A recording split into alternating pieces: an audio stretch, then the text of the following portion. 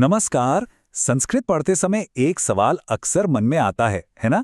कि भाई एक ही शब्द के इतने सारे अलग अलग रूप क्यों होते हैं? ये सच में एक पहेली जैसा लगता है। तो चलिए आज इसी पहेली को सुलझाते हैं और संस्कृत ग्रामर की इस नींव को थोड़ा और पक्का करते हैं। तो असल सवाल यही है।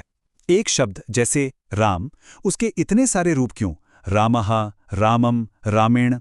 ये पहली नज़र में संस्कृत व्याकरण का कोई बहुत बड़ा रहस्य लग सकता है, पर मजे की बात यह है कि इसका जवाब बहुत सीधा और सरल है। चलिए पता लगाते हैं। देखिए, किसी भी बड़ी चीज को समझने का सबसे अच्छा तरीका क्या होता है? उसे उसके छोटे छोटे हिस्सों में तोड़कर देखना, है ना? तो संस्कृत के वाक्यों को समझने के लिए भी हमें उसके बिल्कुल बुनियादी हिस्सों, मतलब उसके बिल्डिंग ब्लॉक से ही शुरू करना होगा। संस्कृत में हर नाउन यानी संज्ञा का जो रूप हम देखते हैं ना, वो असल में दो चीजों से मिलकर बनता है। पहला है उसका बेस फॉर्म या मूल शब्द, जिसे हम कहते हैं प्रातिपदिक, और दूसरा है उसके आखिर में जुड़ने वाला एक छोटा सा हिस्सा, जिसे कहते हैं विभक्ति। और सारा खेल इसी विभक्ति का है। यही तय करती है कि सेंटेंस में उस शब्द का रोल क्या होगा। चलिए इसे एक उदाहरण से समझते हैं तो सब कुछ एकदम साफ हो जाएगा। हम शब्द लेंगे बालक। ये एक अ पर खत्म होने वाला, मतलब अकारांत पुल्लिंग शब्द है। अब हम एक एक करके देखेंगे कि अलग अलग विभक्तियों के साथ मिलकर इसके सिंगुलर यानी एक वचन रूप कैसे बनते हैं। तो लिस्ट में सबसे पहले आती है प्रथमा विभक्ति। इसका काम बहुत सीधा है। ये वाक्य में कर्ता को दिखाती है। कर्ता मतलब जो काम कर रहा है, the doer of the action. इसे अंग्रेजी में नॉमिनेटिव केस कहते हैं। अब देखिए ये कितना सिंपल है। हमारा मूल शब्द यानी प्रातिपदिक था बालक। इसमें जब प्रथमा विभक्ति का एक वचन वाला प्रत्यय लगता है तो ये बन जाता है बालकः। बस। अब इसे एक सेंटेंस में देखते हैं। बालकः पठति, इसका मतलब हुआ लड़का पढ़ता है। अब खुद से पूछिए, पढ़ने का काम कौन कर रहा है? जवाब है बालकः। इसीलिए बालकः यहां पर करता है और प्रथमा विभक्ति में है। ठीक है, प्रथमा तो समझ आ गई। अब चलते हैं अगली विभक्ति पर, जो है द्वितीय विभक्ति। ये वाक्य में कर्म को दिखाती है।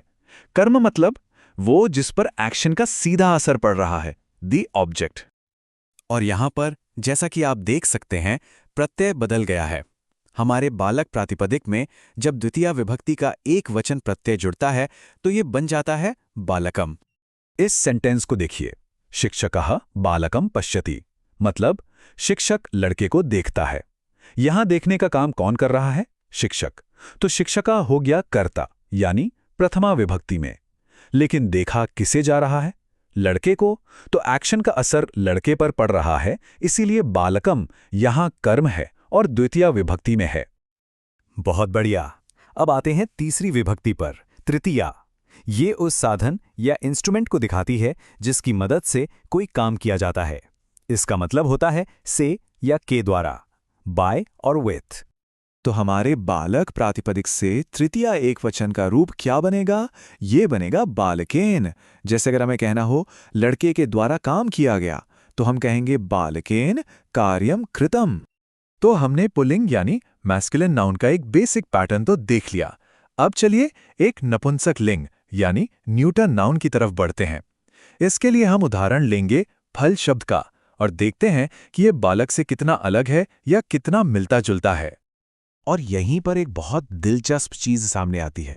प्रथमा विभक्ति में इसका रूप है फलम और द्वितीय विभक्ति में भी इसका रूप फलम ही है।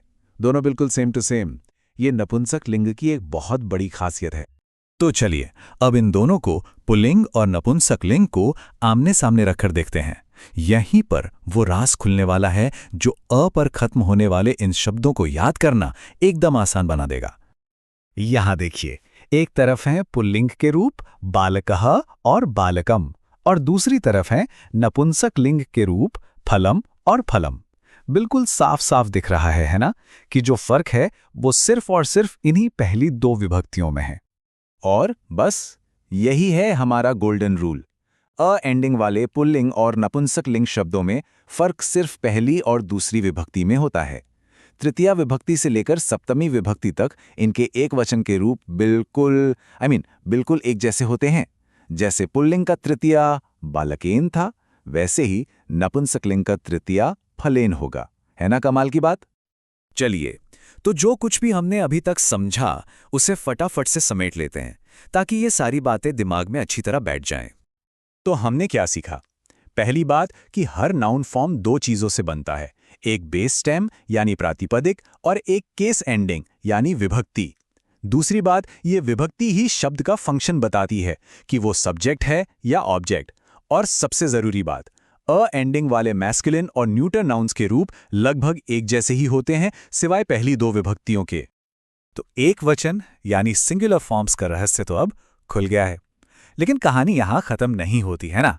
अब ये सोचना कितना दिलचस्प होगा कि क्या इसी तरह के आसान से पैटर्न द्विवचन और बहुवचन के रूपों में भी छिपे हैं। खैर, ये आगे की खोज के लिए एक बढ़िया सवाल है।